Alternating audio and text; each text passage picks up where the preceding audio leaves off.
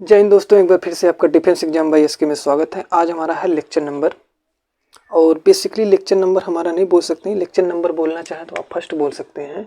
और हमारा एक बेसिक पर्पस के हिसाब से लेके चल रहे हैं कि मतलब एक टॉपिक है जिस पर हमें डेप्थ से उसको समझना है कि किस प्रकार से काम करता है। क्योंकि अभी आपने दीपावली मनाई होगी, दीपावली में आपने रॉकेट छोड़े होंगे, तो रॉकेट किस तरह से काम करता है देखते हैं। भारी भरकम जब हम सेटेलाइट को ऊपर को लेके जाना होता है तो वो रॉकेट किस तरह से काम करता है, आपका छोटा वाला रॉकेट किस तरह सिमिलरिटी होता है। तो हम रॉकेट के बारे में बात करेंगे। रॉकेट के बारे में बात करते करते हम उसके नियम के बारे में बात करेंगे। कौन से नियम लगते हैं रॉकेट पे, कौन से नियम, आप न्यूटन के नियम पढ़े होंगे, न्यूटन का कौन सा नियम लगता है उसको देखेंगे। अगला देखेंगे रॉकेट के प्रकार, कितने प्रकार के रॉकेट होते हैं। जैसे आपको देखते हैं टाइप में बहुत सारे होंगे। PSLV होते हैं, पोलर सेटेलाइट होते हैं, GSLV होते हैं, जिंगो सिंक्रोनस होते हैं जिसको भू-स्तरीय बोलते हैं। इन सारे, उसके बाद और सारे होते हैं। स्मॉल सेटेलाइट होते हैं, उसके बाद होते हैं नैनो सेटेलाइट होते हैं। इन सारे सेटेलाइटों के बारे में डिस्कस करेंगे। और ख़ासकर एक आपको बोलते हैं कार्बन लाइन। कार्बन लाइन क्या होती है, कार्बन लाइन को हम बात करेंगे। तो बेसिकली इन हम टॉपिकों पे बात करेंगे जो आपको रॉकेट से रिलेटेड रहेंगे। तो चलिए स्टार्ट करते हैं। और सबसे पहले हम देखते हैं कि आपके दीपावली वाले रॉकेट से स्टार्ट करते हैं। उसके बाद हम देश के जितने भी रॉकेट होते हैं और कहाँ कहाँ से छोड़े जाते हैं रॉकेटों को, उसके बारे में बात करेंगे। तो चलिए स्टार्ट करते हैं। तो सबसे पहले देखते हैं आपके दीपावली वाला रॉकेट। एक छोटा सा रॉकेट को समझते हैं पहले हम। व्हाट इज रॉकेट, होता क्या है, मेन पर्पज क्या है रॉकेट का, क्यों और रॉकेट का यूज करते हैं हम, तो इनके बारे में समझते हैं।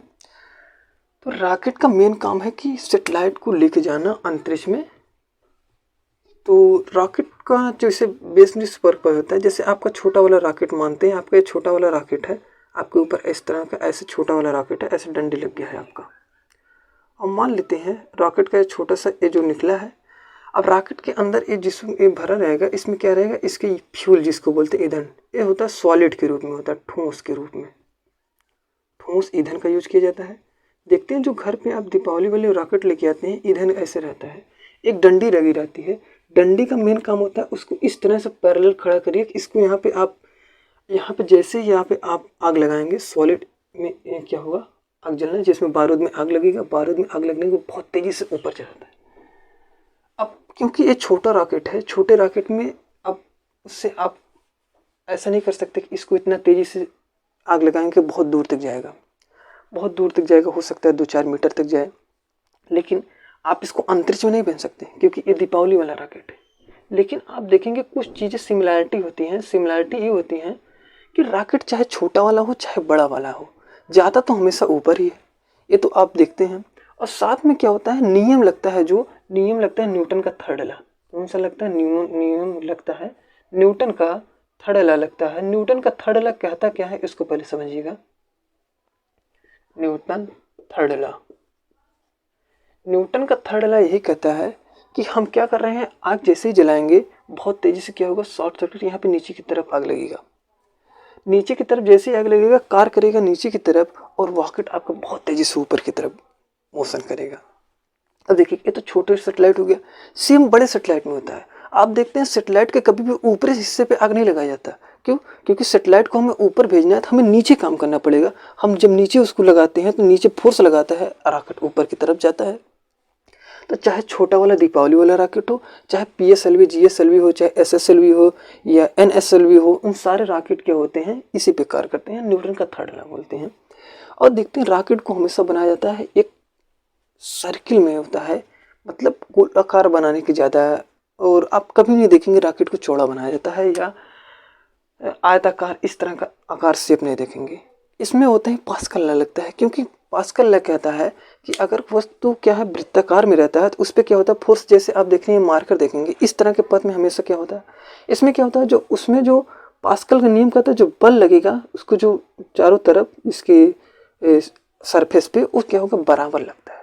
इसमें क्या होता है कि कम चांस रहते हैं मतलब क्षतिग्रस्त होने के लिए इसकी बॉडी को, इसीलिए क्या यूज किया जाता है हमेशा सर्किल के आकार का।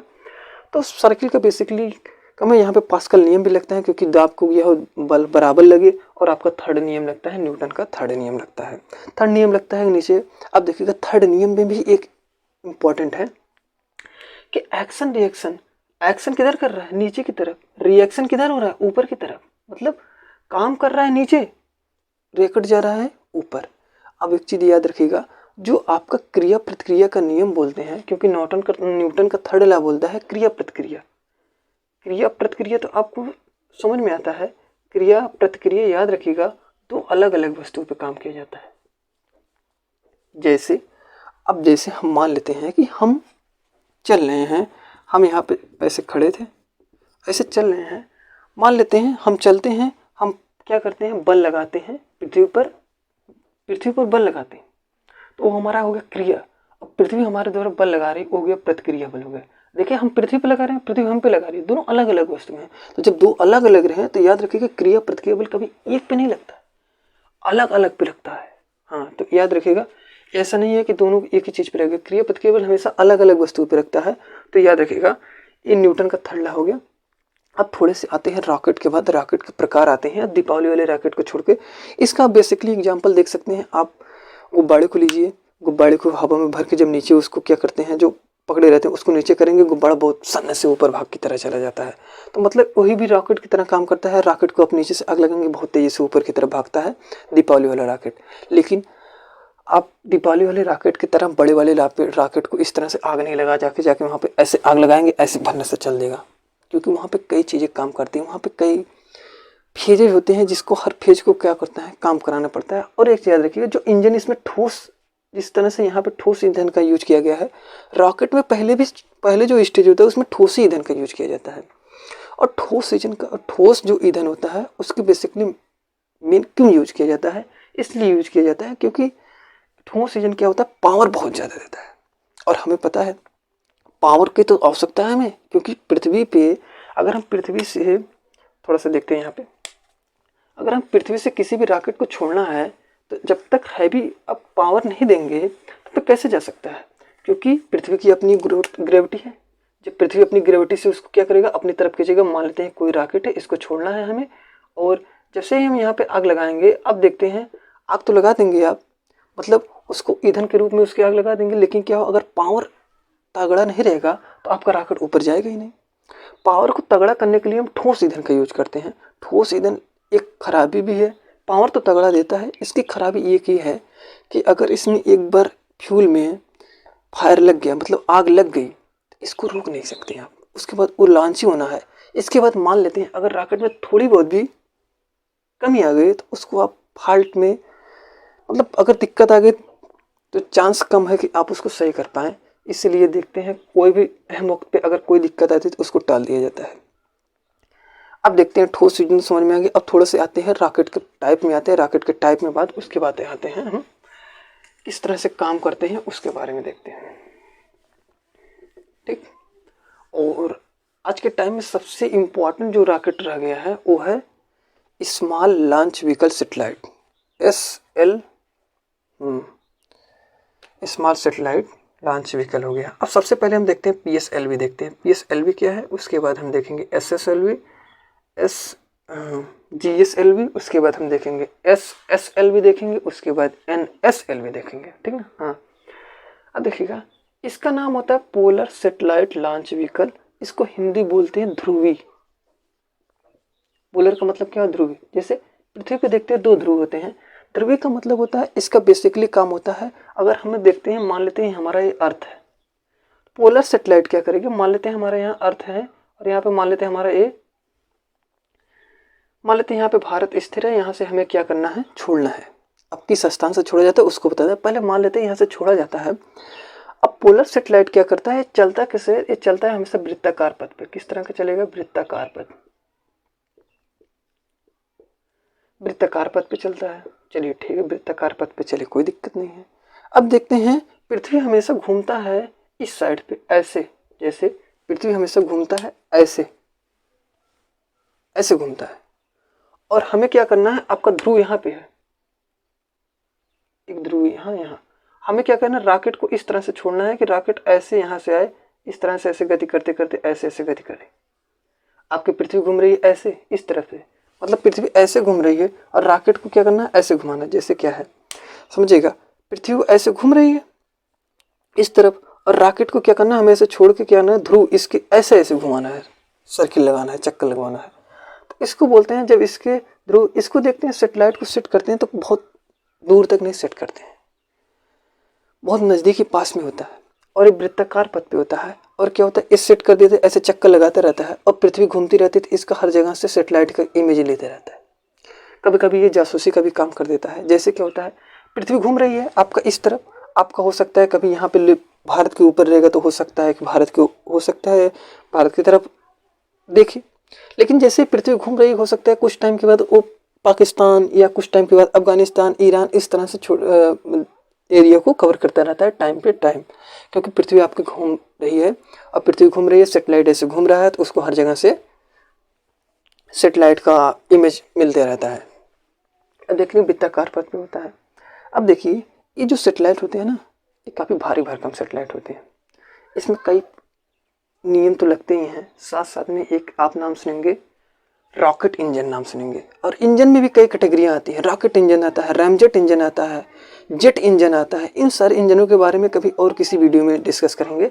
पहले याद रखिए रॉकेट इंजन जो होता है वो अपना ऑक्सीजन और जो अपना फ्यूल दोनों साथ में लेके चलता है, और जो रॉकेट जेट इंजन होता है वो क्या करता है, ऑक्सीजन बाहर से लेता है और जेट इंजन की तरह काम करता है। रैमजेट इंजन क्या होता है, वो बेसिकली जैसे आप ब्रह्मोस मिसाइल का नाम सुनेंगे उसमें यूज किया गया है। रॉकेट इंजन को पहले स्टार्ट ही करना पड़ता है, स्टार्ट करने के लिए किसी इंजन की आवश्यकता पड़ती है, उसको किसी और वीडियो में डिस्कस करेंगे। तो आपको होगा पीएसएलवी। पीएसएलवी की दिक्कत ये होती है, इसको तैयार करने में लगभग 3 महीने का टाइम लगता है। कितने? 3 मंथ।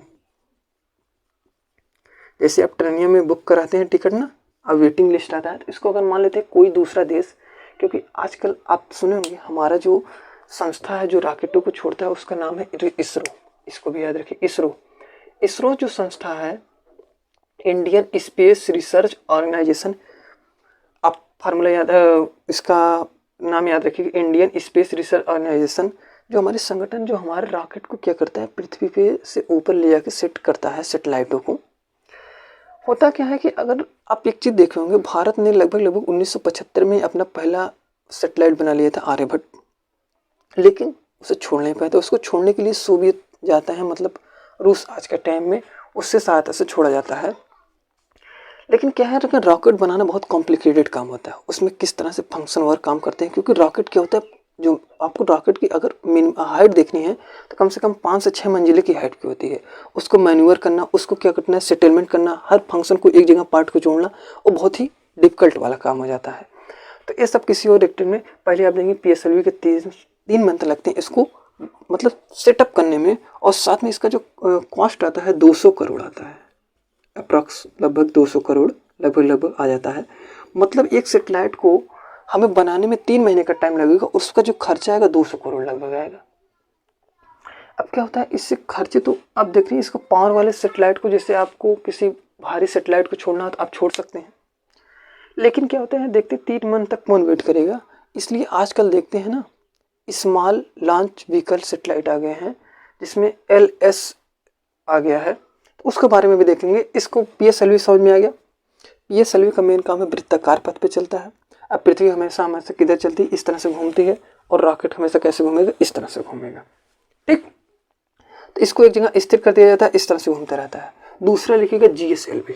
GSLV देखिए क्या होता है, पीएसएलवी के बाद GSLV देखिएगा। GSLV उसको इम्पोर्टेंट समझिएगा, क्योंकि GSLV जियो सिंक्रोनस सेटेलाइट लॉन्च व्हीकल, जिसको हिंदी में बोलते हैं भू स्थिर सेटेलाइट।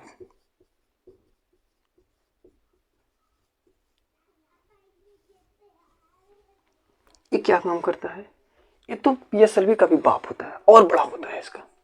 और इसको खर्चा देखें, जानते हैं इसको अगर बनाना है तो इसको बनाने में 400 करोड़ लगते हैं। कितने? 400 करोड़ लगते हैं। और एक चीज़ और देखिएगा, 400 करोड़ लगते हैं, और टाइम जो लगता है वो 4 मंथ लगता है।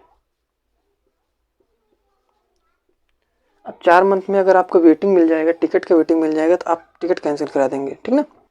देखिएगा आज की जो टेक्नोलॉजी है, हर चीज़ को छोटा करना है। क्या करना है? छोटा करना है। पहले स्मार्टफोन आता था बड़ा वाला, जो आप देखते टेलीफोन उठा के घर से बात करते थे। आज स्मार्टफोन आ गया, आप जेब में लेके चलते हैं। तो आज देख रहे उसमें भी आ रहा है।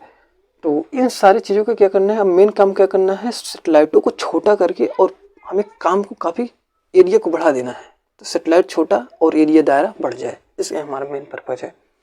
भू स्थिर का मतलब होता है कि हम मान लेते हैं पृथ्वी हमारा ए है, हम क्या करते हैं किसी सेटेलाइट को इतनी दूरी पर सेट कर देते हैं कि वो भू स्थिर हो जाए। भू स्थिर का मतलब हो गया पृथ्वी क्या करता है, एक चक्कर 24 घंटे में लगाता है। तो हम किसी सेटेलाइट को जब 36,000 किलोमीटर दूरी पे, कितने 36,000 किलोमीटर दूरी पे, 3600 किलोमीटर दूरी पे, 1000 नहीं सॉरी 3600 किलोमीटर दूरी पे अगर हम किसी भी सेटेलाइट को सेट कर देते हैं, कितने 3600 किलोमीटर दूरी पर अगर हम किसी सेटेलाइट को सेट कर देते हैं, तो हमारा होता क्या, सेटेलाइट जो घूमेगा और पृथ्वी का जो टाइम पीरियड रहेगा दोनों सेम हो जाता है।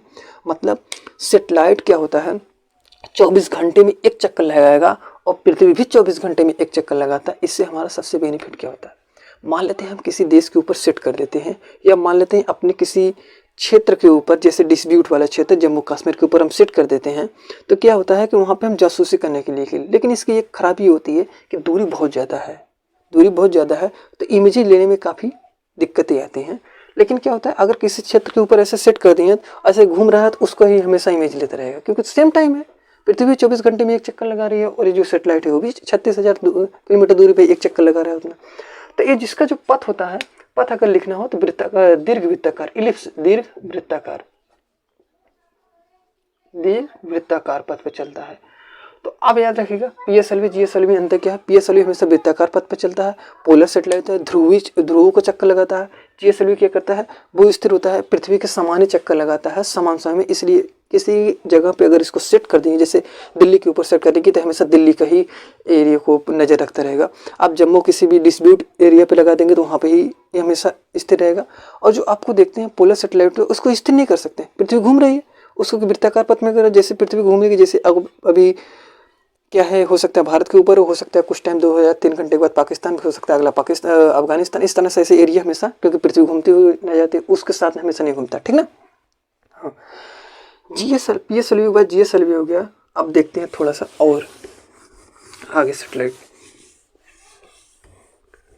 ठीक ना। अब एक चीज़ थोड़ा सा देख लेते हैं सेटेलाइट के बारे में। तो दो तो हो गए, ये जो हो गए भारी भरकम वाले। एक जो छोटा सेटेलाइट आ गया है आजकल, जो सेटेलाइट आ गया है पीएसएलवी जीएसएलवी के अलावा, एक नाम आप सुनेंगे SSLV, small satellite launch vehicle. आजकल इसका ज़्यादा इम्पोर्टेंट है। इम्पोर्टेंट इसलिए ज़्यादा है कि इसका जो काम है ना, इसको हम हर वीकली छोड़ सकते हैं। इसको अगर हमें बनाना है ना, 6 आदमी द्वारा बना सकते हैं बहुत आसानी से। मतलब इसको असेंबल करने में कम टाइम लगता है और हर हफ्ते छोड़ सकते हैं। मौसम देखिए सही है, सब कुछ सही है, पूरा इसका पथ में सही, कोई दिक्कत नहीं है, हर हफ्ते छोड़ते रहिए।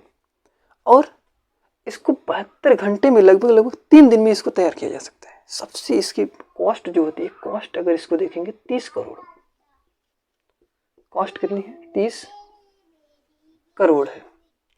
अब इतने कम कॉस्ट में, और हम किसी अगर दूसरे देश से जाते हैं अपना सेटेलाइट छोड़ने के लिए, तो हमसे मांगते हैं 100 करोड़, छोड़ने के लिए 100 करोड़ मांगते हैं। तो इतना महंगा, इससे बेटर है हम एसएसएलवी का यूज कर लेंगे, जो कि है 300 करोड़। इसके ले जाने की जो क्षमता है वो लगभग 500 किलो के पेलोड बोलते हैं, या बोले सेटेलाइट को ले जाके अंतरिक्ष में सेटअप कर सकता है। अब इसका ट्रायल चल रहा है, इसमें थोड़ी सी गड़बड़ी आ गई थी, गड़बड़ी ये आई थी, इसका जो लास्ट फेज था ना, मतलब ये जो 4 फेज में काम करता है, 4 फेज मतलब 3+1, 4 फेज में काम करता है। तो जो चौथा फेज था, इसी में थोड़ी सी गड़बड़ी आई थी। गड़बड़ी ये आई थी, इसको चलना था लगभग 19 से 20 सेकंड के करीब, और चला केवल 1 सेकंड। इसको चलना था वृत्ताकार पथ पे, चला गया इलिप्स, दीर्घ वृत्ताकार पथ पे चला गया। तो यहीं पे गड़बड़ी आई है। ट्रिमिंग जिसको बोलते हैं वेलोसिटी ट्रिमिंग मॉड्यूल, मतलब जो मेन काम करता है कि सेटेलाइट को, कई सेटेलाइट होते हैं, कई सेटेलाइट को हर जगह एंगल पे सेटअप करने का काम करता है ट्रिमिंग, वेलोसिटी ट्रिमिंग मॉड्यूल। तो वहीं पे गड़बड़ाई है। मान जो आपका रॉकेट का जो मेन फ्यूल है, मेन टैंक है, उनसे कहीं दिक्कत नहीं है, अभी उस पर भी बात किया जाएगा। तो एसएसएलवी का मेन काम है आज की टेक्नोलॉजी को देखते हुए, क्योंकि सेटेलाइटें बहुत छोटी बन रही हैं, उसके लिए हमें चाहिए छोटे सेटेलाइट, क्योंकि PSLV क्या है काफ़ी बड़े हो जाते हैं। बड़े होने का मतलब क्या होता है, उनके खर्चे भी बड़े हो जाएंगे। तो खर्चे कम करने के लिए बेटर ये है कि हम सेटेलाइटों को क्या करते हैं, थोड़ा सा मॉडिफाई करते हैं। तो हम जो नया सेटेलाइट बना है स्मॉल सेटेलाइट लॉन्च व्हीकल, इसका मेन काम क्या है, 30 करोड़ में तैयार हो जाता है और क्या करता है, ये लगभग 72 घंटे में रेडी। कितने? 72 घंटे में। 72 घंटे में। और ये असेंबल करने में केवल 6 आदमियों की आवश्यकता पड़ेगी। कितने आदमियों की? 6 आदमियों की आवश्यकता पड़ेगी। और इसको हर वीकली, मतलब एवरी वीक, प्रत्येक सप्ताह हम क्या करते हैं, इसको लॉन्च कर सकते हैं। मौसम सही हो, सब कुछ सही हो तो हर सप्ताह इसको लॉन्च किया जा सकता है। यही इसलिए इसका प्लस पॉइंट है। और जानते हैं आजकल सेटेलाइट 500 किलो में बहुत सारे सेटेलाइट बन जाते हैं। अब आजकल सेटेलाइटों को बहुत छोटा कर दिया गया है, इसलिए लगभग बहुत सारे सेटेलाइटों को छोड़ा जाता है। इसलिए SSLV क्या हो जाता है, इम्पोर्टेंट हो जाता है। SSLV के थोड़ा सा आते हैं कार्य फंक्शन को देख लेते हैं। ये तो हो गया मेन काम हो गया। इसको क्या होता है, थोड़ा सा SSLV देखते हैं। GSLV अभी तक हम थोड़ा सा रिपीट कर लेते हैं। PSLV काम क्या करता है, PSLV क्या करता है, वृत्ताकार पथ पर चलता है। GSLV क्या करता है, दीर्घ वृत्ताकार पथ पर चलता है। और GSLV को भूस्थिर बोलते हैं, और जो पृथ्वी के साथ बराबर चक्कर लगाते हैं उसको GSLV बोलते हैं। GSLV को ले जाने में हाई पावर की आवश्यकता होती है, इसलिए देखते हैं छोटे छोटे GSLV को अगर देखना हो तो उसके बगल में क्या होता है, बूस्टर लगा देते हैं। बूस्टर का मतलब कि उसको पावर और तगड़ा दे, जैसे कि क्या हो, पृथ्वी को दूर है। और देखते हैं पावर तगड़ा करने का मेन काम होता है, पृथ्वी क्या करता है, अपनी तरफ खींचता है, जी का मान बढ़ता है। और जी का मान जितनी तेजी से बढ़ेगा, जितने पास में रहेगा जी का मान उतना तेज रहेगा। इसको हमें कम करने के लिए हम क्या करते हैं, मान को बढ़ाने, मतलब जी का मान कम हो जाए, क्या करते हैं, बूस्टरों की संख्या को बढ़ा देते हैं। GSLV को क्या करते हैं, तो उसमें क्या करते हैं, बूस्टर लगा देते हैं, जिससे कि बहुत तेज़ी से थ्रस्ट हो और बहुत तेज़ी से ऊपर निकल जाए। ठीक, अब देखते हैं मेन काम क्या होता है SSLV का। थोड़ा सा और काम देखते हैं। अब थोड़ा सा देख लेते हैं किस स्थान से छोड़ा जाता है रॉकेटों को। उस स्थान को पेपर व्यू से बहुत इम्पोर्टेंट है, ठीक ना। हाँ, क्योंकि वही बनाने में हमें बहुत टाइम लग गया, ठीक ना। रॉकेट तो हमने पहले, सेटेलाइट तो हमने पहले बना लिया था। और एक चीज़ देखिए, जो हम ठोस ईंधन के रूप में यूज करते हैं HTPB बोलते हैं, हाइड्रोक्सिल टर्मिनेटेड ब्यूटाडाइन होता है। मतलब अगर कहीं भी रॉकेट रहेगा, PSLV रहेगा या SSLV रहेगा, हमेशा रॉकेट को जो ठोस ईंधन के रूप में HTPB का यूज किया जाता है। ठीक, नोट कर लीजिएगा, नाम पेपर में पूछा गया है। इसरो का फुल फॉर्म याद रखेगा। अब देखते हैं भारत के किन स्थानों पर जाके, थोड़ा सा नक्शा बना के आपको बता दिया जाएगा। रफली आप लोग भी बनाना थोड़ा सीख जाइए, ठीक ना। मान लेंगे लगभग एक स्थान यहाँ पे वो नाम सुनेंगे, केरल। केरल का स्थान होता है, केरल का स्थान का नाम हो गया थुम्बा। कौन सा स्थान हो गया, केरल के थुम्बा में। तो केरल के थुम्बा में क्या करता है, मेन काम क्या करता है केरल के थुम्बा वाला, यहाँ पे हम क्या करते हैं, रॉकेटों को छोड़ते हैं। इस वाले रॉकेट का नाम होता है विक्रम साराभाई परिक्षेपण केंद्र। क्या है, विक्रम साराभाई। तो याद रखिए केरल के थुम्बा में विक्रम साराभाई परिक्षेपण केंद्र, यहाँ से रॉकेटों को छोड़ा जाता है। एक आपका यहाँ पे देखेंगे आंध्र प्रदेश के नाम बहुत न्यूज में आता है जब रॉकेट को, श्रीहरिकोटा। आंध्र प्रदेश के श्रीहरिकोटा से यहाँ से छोड़ा जाता है। यहाँ पे विक्रम साराभाई हो गए, यहाँ पे सतीश धवन, क्या नाम है, सतीश धवन परिक्षेपण केंद्र, यहाँ से छोड़ा जाता है। यहाँ पे PSLV GSLV दो हैं, यहाँ पे छोड़ना आसान है। देखते हैं थोड़ा सा आजकल एक और, मतलब सेटेलाइट को, रॉकेट को छोड़ने के लिए नया स्टेशन बनाने का काम चल रहा है यहाँ पे चेन्नई के आसपास, यहाँ पे। क्योंकि यहाँ पे आप देखते हैं, यहाँ पे आ जाता है आपका श्रीलंका। श्रीलंका क्या होता है, अगर हम किसी रॉकेट को क्या करना है, छोड़ना है PSLV को, खासकर PSLV हमारा जब भी जाएगा ऐसे होता है, मनूवर कराना पड़ता है। मनूवर का मतलब घुमाना पड़ता है, और घुमाने में ईंधन ज़्यादा लगता है। और हो सकता है अच्छे से मनूवर ना हुआ तब भी दिक्कत होता है, क्योंकि किसी भी सेटेलाइट को हम उसी देश के ऊपर से नहीं ले सकते, क्योंकि खतरा बना रहता है सेटेलाइट क्या हो गया, अनसक्सेसफुल हो गया, या उसके किसी पार्ट में खराबी हो गई तो उसके ऊपर गिरने का डर रहता है। इसलिए हम उसको मनूवर करा के लेके जाते हैं, क्योंकि यहाँ पे पानी है, गिरेगा कोई दिक्कत नहीं रहता, ठीक ना।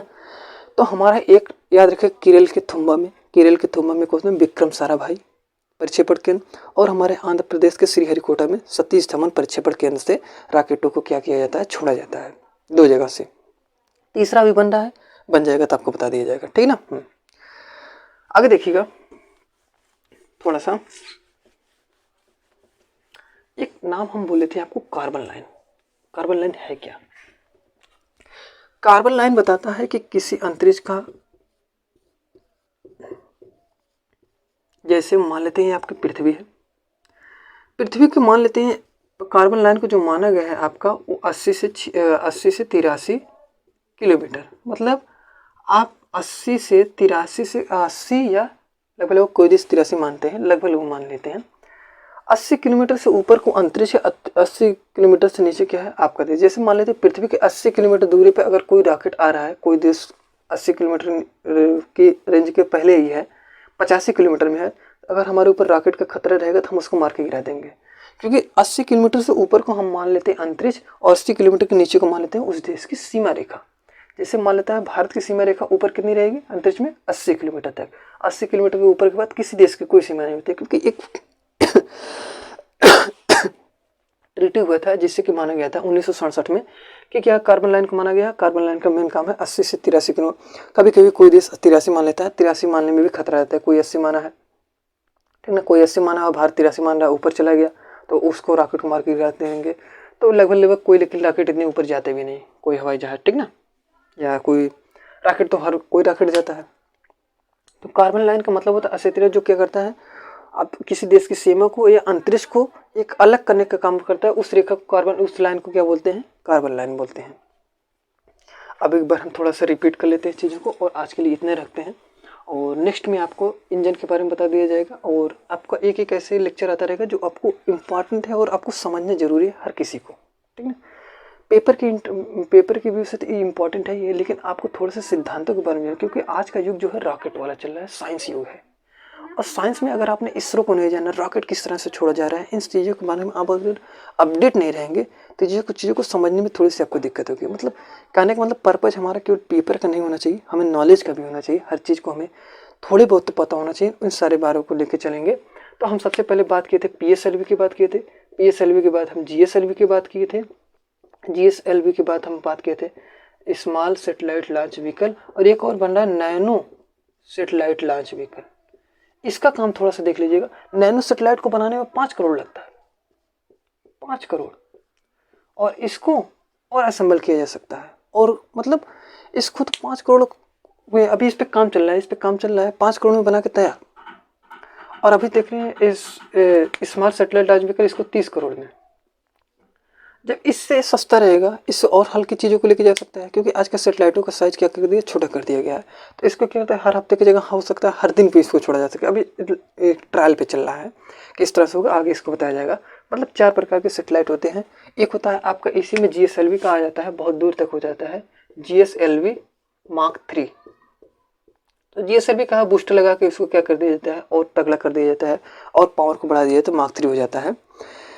तो बेसिकली इतना ही काम है। उसके बाद हम एक और लेक्चर लेकर रॉकेट के ऊपर है। रॉकेट तो छोड़ा गया है, आपका चंद्रयान मिशन क्या है, उन सारे पे भी लेक्चर आता रहेगा। तो क्योंकि इसरो क्या है काफ़ी प्रोग्रेस पे है, तो हमें उसका सपोर्ट करना चाहिए। तो आज के लेक्चर के लिए इतना ही रॉकेट में। तो आपको क्लास कैसी लगी कमेंट करके जरूर बताइएगा। जय हिंद।